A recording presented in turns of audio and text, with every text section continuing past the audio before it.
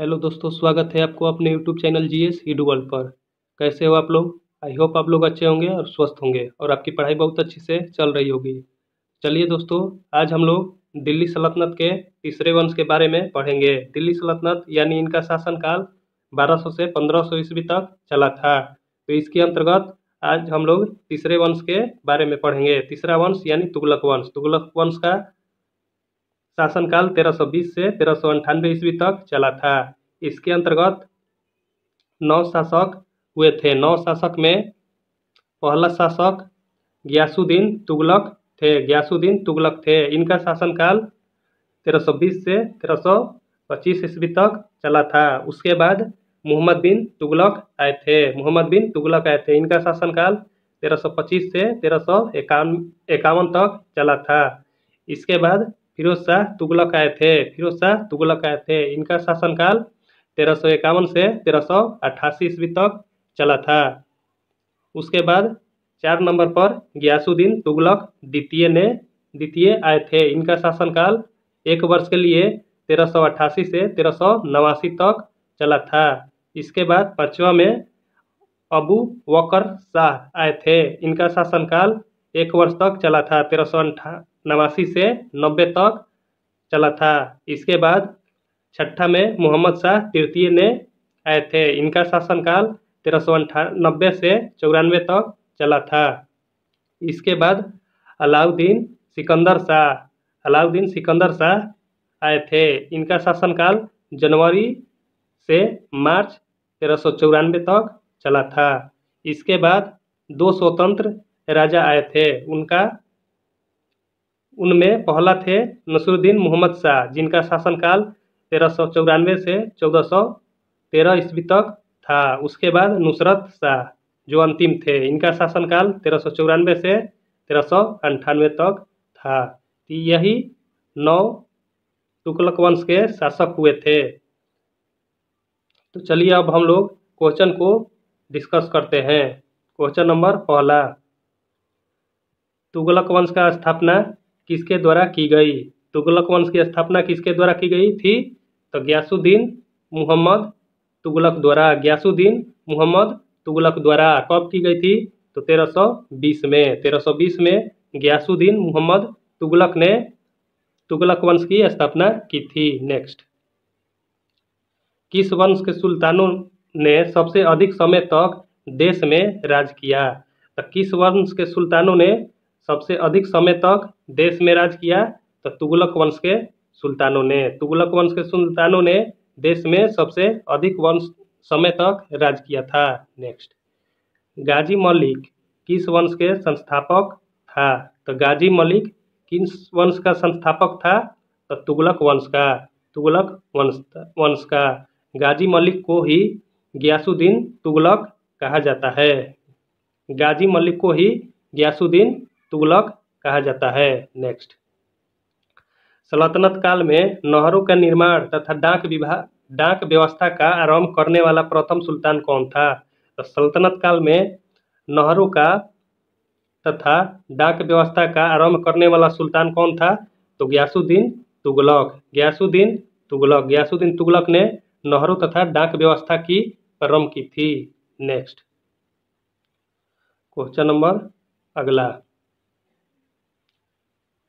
किस सूफी संत के साथ गियासुद्दीन तुगलक के संबंध अच्छे नहीं थे? तो किस सूफी संत के साथ गियासुद्दीन तुगलक का संबंध अच्छा नहीं था? तो निजामुद्दीन औलिया। निजामुद्दीन औलिया के साथ गियासुद्दीन तुगलक का संबंध अच्छा नहीं था। नेक्स्ट, दिल्ली अभी दूर है किसने कहा था? तो दिल्ली अभी दूर है किसने कहा था? तो निजामुद्दीन औलिया ने कहा था। निजामुद्दीन औलिया ने क्या कहा था? दिल्ली अभी दूर है। नेक्स्ट, इसके बारे में कुछ फैक्ट को समझ लेते हैं। बंगाल अभियान से लौटते समय गियासुद्दीन तुगलक ने आदेश दिया कि उसके दिल्ली पहुंचने से पहले औलिया यानी निजामुद्दीन औलिया दिल्ली छोड़ दे। इस संदर्भ में निजामुद्दीन औलिया ने सुल्तान के विषय में कहा कि दिल्ली अभी दूर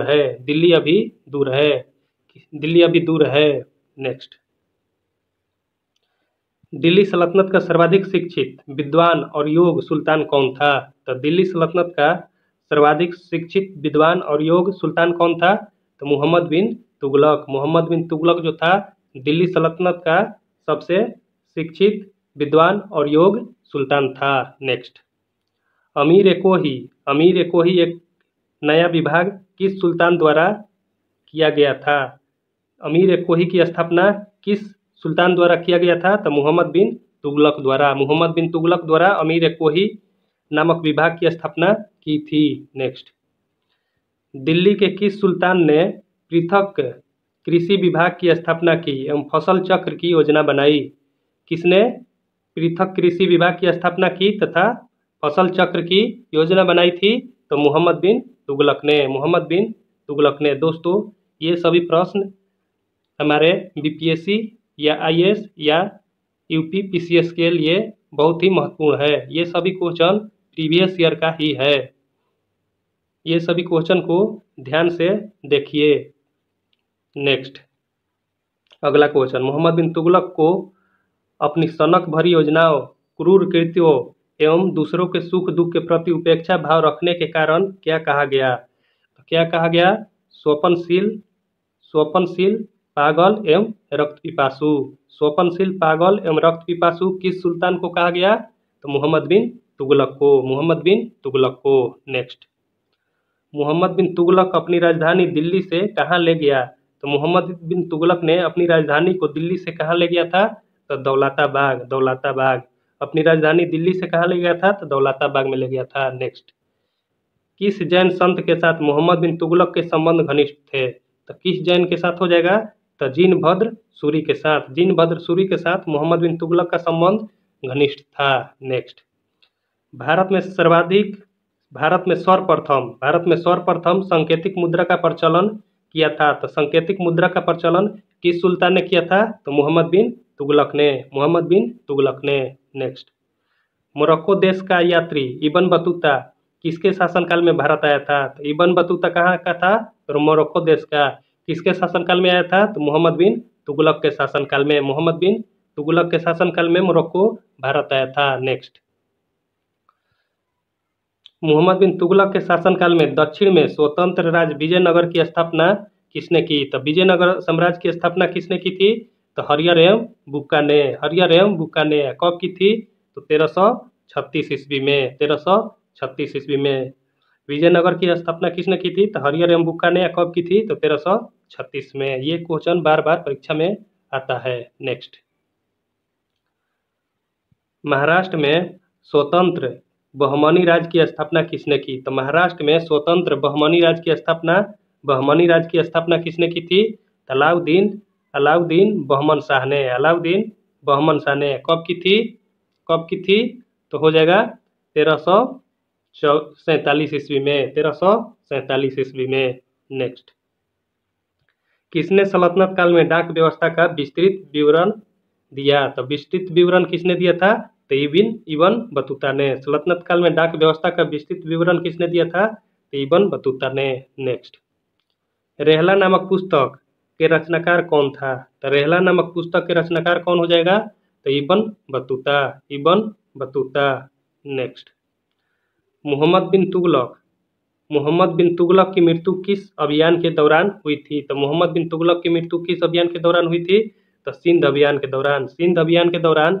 1351 ईस्वी में मोहम्मद बिन तुगलक की मृत्यु हुई थी। नेक्स्ट, कश्मीर घाटी के अंतिम मुस्लिम शासक यूसुफ शाह चक्र जिन्हें मुगल सम्राट अकबर द्वारा बिहार में निर्वासित किया गया दफन है, यानी उनकी दफन है कहाँ पर? तो नालंदा में। नेक्स्ट,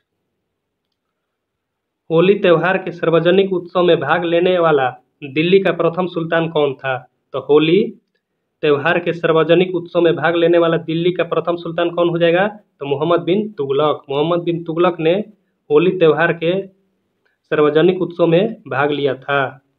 नेक्स्ट, दिल्ली के किस सुल्तान शासक के निधन पर एक इतिहासकार ने कहा, राजा को प्रजा से मुक्ति मिली, वह उन्हें राजा से और वह उन्हें राजा से, किसके शासनकाल को कहा था? तो मोहम्मद बिन तुगलक के शासनकाल को, मोहम्मद बिन तुगलक के शासनकाल में।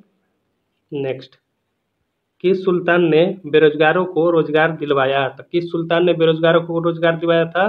तो फिरोज तुगलक ने, फिरोज तुगलक ने बेरोजगारों का रोजगार दिलवाया था। नेक्स्ट, बेरोजगारों के सहायतार्थ दिल्ली के निम्नलिखित सुल्तानों में से किसने रोजगार कार्यालय यानी रोजगार कार्यालय की स्थापना की थी? तो रोजगार कार्यालय की स्थापना किसने की थी?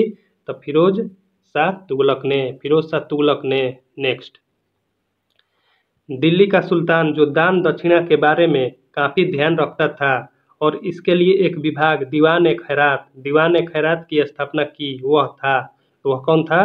फिरोज शाह तुगलक ने दीवान खैरात की स्थापना की थी। नेक्स्ट, किस सुल्तान के दरबार में सबसे अधिक गुलाम थे? तो किस सुल्तान के दरबार में हो जाएंगे? तो फिरोज तुगलक के दरबार में सबसे अधिक गुलाम रहते थे। नेक्स्ट, सर्वप्रथम लोक निर्माण विभाग की स्थापना किसने की थी? सर्वप्रथम लोक निर्माण विभाग की स्थापना किसके शासनकाल में हुआ था?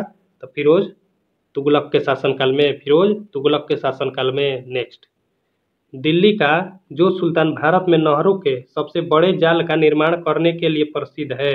तो दिल्ली का वह सुल्तान जो भारत में नहरों के सबसे बड़े जाल के निर्माण करने के लिए प्रसिद्ध है, कौन है?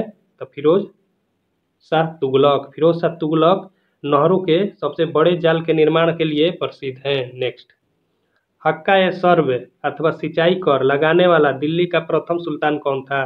तो हक्का ए सर्व अथवा सिंचाई कर लगाने वाला दिल्ली का प्रथम सुल्तान फिरोज तुगलक था। नेक्स्ट, दिल्ली के किस सुल्तान ने ब्राह्मणों पर भी जजिया कर लगाया? तो जजिया कर ब्राह्मणों पर भी किसने लगाया था? तो फिरोज तुगलक ने। नेक्स्ट, किस सुल्तान ने फलों की गुणवत्ता सुधारने के लिए उपाय किए? तो फलों की गुणवत्ता सुधारने के लिए किसने उपाय किए थे? तो फिरोज तुगलक ने फलों के गुणवत्ता को सुधार करने के लिए उपाय किए थे। नेक्स्ट, टोपरा तथा मेरठ से 2 अशोक स्तंभ लेख दिल्ली कौन लाया था? टोपरा तथा मेरठ से 2 अशोक स्तंभ लेख दिल्ली कौन लाया था?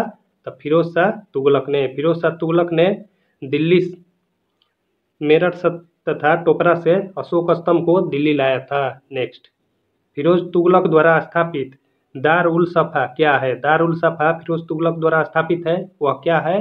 तो वह एक खैराती अस्पताल है। दार उल सफा एक खैराती अस्पताल है। नेक्स्ट, दिल्ली सल्तनत के तुगलक राजवंश का अंतिम शासक कौन है? तो दिल्ली सल्तनत के तुगलक राजवंश का अंतिम शासक कौन हो जाएंगे? तो नसरुद्दीन मोहम्मद। नेक्स्ट, राज्य के खर्च पर हज की व्यवस्था करने वाला पहला शासक भारतीय शासक था। तो पहला भारतीय शासक कौन हो जाएगा? तो फिरोज तुगलक। हज के खर्च की व्यवस्था करने वाला पहला शासक कौन था? तो फिरोज तुगलक। नेक्स्ट, तैमूर ने किसके शासनकाल में भारत पर आक्रमण किया? तो तैमूर ने किसके शासनकाल में भारत पर आक्रमण किया था? तो नसरुद्दीन मोहम्मद के शासनकाल में तैमूर ने भारत पर आक्रमण किया था। नेक्स्ट, तैमूर लंग में किस वर्ष भारत पर आक्रमण किया? तैमूर लंग ने किस वर्ष भारत पर आक्रमण किया था? तो 1398 में 1398 ईस्वी में तैमूर लंग ने भारत पर आक्रमण किया था। नेक्स्ट, तैमूर के आक्रमण के बाद भारत में किस वंश का राज स्थापित हुआ? तो तैमूर के आक्रमण के बाद किस वंश का राज स्थापित हुआ था? तो सैयद वंश का। आज का वीडियो हमारा यहीं समाप्त होता है।